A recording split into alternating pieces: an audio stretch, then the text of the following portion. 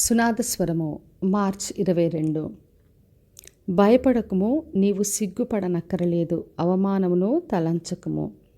యెషయా గ్రంథము 54వ అధ్యాయము 4వ వచనం. మరి కొన్నిసార్లు మనం చేసిన పొరపాట్లను బట్టి, మన అవిధేయత స్థితిని బట్టి మనము కొన్ని విషయాల్లో భయపడుతుంటాము, సిగ్గుపడుతుంటాం, అవమానమని తలుస్తాం. కొన్నిసార్లు మనం ఏమి తప్పు చేయకపోయినప్పటికీ కూడా వ్యతిరేకమైన పరిస్థితులు ఎదుర్కోవచ్చు, నిందలు, అవమానాన్ని మనం పొందుకోవచ్చు. అయితే దేవుడు ఈ రోజున వాగ్దానం చేస్తున్నాడు, భయపడకు, నీవు సిగ్గుపడరక్కర్లేదు, అవమానాన్ని తలంచొద్దని చెప్తున్నాడు. ఎందుకంటే మన దేవుడు మన సిగ్గుని, మన అవమానాన్ని అన్నీ కూడా తొలగించి ఘనతనిచ్చే దేవుడు.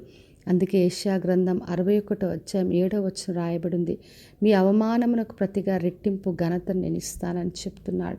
ఎక్కడ అవమానాన్ని, నిందను మనం పొందుకుంటామో అక్కడే ఆయన మనకు ఘనతనిచ్చే దేవుడు, రెట్టింపుగా దీవించే దేవుడు. కాబట్టి మనకున్న ప్రతి పరిస్థితిలో ఆయనను ఆశ్రయించి ఆయన నుండి విడుదల పొందుకుంటాం.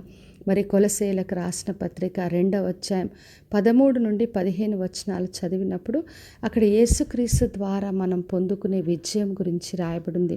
మనం అవిధేయత స్థితిలో, అపరాధంలో పడిపోయినప్పుడు, మనకు వ్యతిరేకంగా మరి రుణములు, పత్రములు అన్నీ ఉన్నప్పుడు వాటన్నిటినీ కూడా మేకులతో సిలువకు ఆయన కొట్టి ఆ చేయి వ్రాతను అన్నీ తుడిసివేసి అడ్డంగా ఉన్న అపరాధాలన్నీ క్షమించి మనలను జీవింపచేసే దేవుడు. మరి శత్రువునంతా కూడా మరి నిరాదాయుడిగా చేసి మనలను సిలువ ద్వారా జయోత్సాహంతో నడిపించే దేవుడు. మరి యేసుక్రీస్తు ద్వారా మనకున్న అపరాధములు, నిందలు, అవమానం ఏదున్నా, వ్యతిరేకంగా ఉన్న పత్రాలైనా అవన్నీ కూడా ఆయన సిలువలో తన రక్తంలో కడిగి మనల్ని క్షమించి మనల్ని జయోత్సాహంతో నడిపించే దేవుడు. కాబట్టి నా ప్రియ సహోదరి, సహోదర, దేని విషయంలో కూడా భయపడొద్దు, సిగ్గుపరచబడము, అవమానమని తలంచొద్దు. యేసుక్రీస్తు రక్తంలో మనకందరికీ విమోచన, విడుదలుంది. కాబట్టి ఎటువంటి పరిస్థితి అయినా, ఎటువంటి పాపపు స్థితి అయినా ఆయనను ఆశ్రయించినప్పుడు ప్రతిదీ కూడా ఆయన క్షమించి మనలను ఆయన బిడ్డలుగా చేసుకొని మనల్ని జయోత్సాహంతో నడిపించే దేవుడు. కాబట్టి విశ్వాసంతో ఆయనను ఆశ్రయించి ఆయన ద్వారా ఘనతను పొందుకుందాం. ప్రార్థన చేసుకుందాం.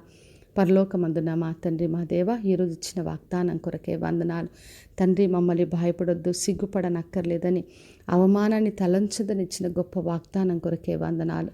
అందరినీ దీవించి ఆశీర్వదించండి.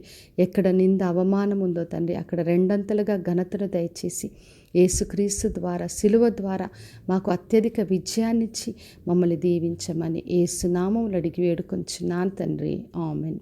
ఈ శుభవచనము వినుచున్న ప్రతి ఒక్కరి జీవితంలో నెరవేర్చబడునుగాక. నేను మీ ప్రియ సహోదరి మంజులా చరణ్.